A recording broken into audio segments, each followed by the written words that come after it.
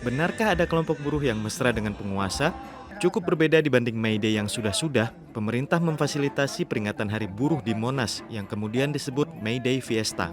Sebuah panggung menghadap Istana Merdeka berdiri megah di Silang Monas, dihadiri oleh Presiden, pejabat tinggi pemerintah, hingga pimpinan lembaga DPR MPR. May Day Fiesta dianggap melemahkan gerakan buruh dan memunculkan tanda tanya. Sementara di depan gedung DPR MPR, Aliansi Gerakan Buruh Bersama Rakyat atau Gebrak mengaku masih konsisten mendorong agenda kerakyatan dengan tidak mengikuti May Day Fiesta. Mereka punya pandangan yang berbeda mengenai rencana pembentukan Satgas PHK yang disampaikan Prabowo di Monas. Pimpinan-pimpinan buruh yang saat ini bersepakat untuk melakukan May Day Fiesta itu harus kembali lagi ke gerakan rakyat untuk menjelaskan apa sebenarnya Satgas PHK.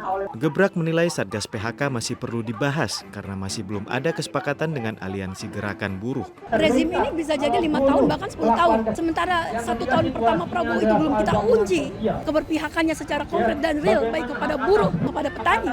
Maka seharusnya kita itu tidak semudah itu dikerangkeng di dalam mekanisme formal. Bagaimana respons perwakilan Konfederasi Buruh yang hadir di May Day Fiesta? Saya menghormati betul langkah kawan-kawan yang tetap asli karena itu hak demokrasi, tapi hormati juga kawan-kawan yang memilih untuk menyampaikan aspirasi. Dan namanya orang beda pandangan itu biasa, tapi jangan menuduh yang enggak. Kita nggak memaksakan untuk ikut, karena itulah demokrasi. Ada berbeda pendapat, buat kami hal yang biasa. Menurut ahli, 2 titik May Day ini menandakan adanya faksi yang beragam di antara aliansi buruh. Namun, pembedanya adalah Cuman yang membedakan di sini memang adalah akses politik ya.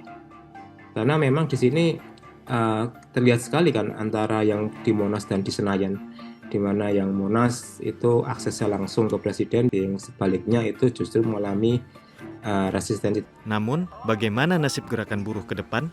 Artinya di sini memang akses terhadap kekuasaan, entah itu melalui partai atau melalui kelompok masyarakat sipil atau melalui NGO, itu akan menentukan sekali buruh itu akan menjadi suatu kelompok masif atau sebalik.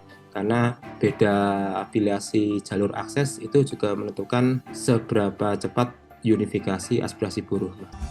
Sebetulnya, Indonesia sudah memiliki partai buruh yang diketuai oleh Said Iqbal. Namun, pengamat menilai partai buruh perlu usaha lebih untuk menyatukan kelas pekerja dalam satu wadah tunggal.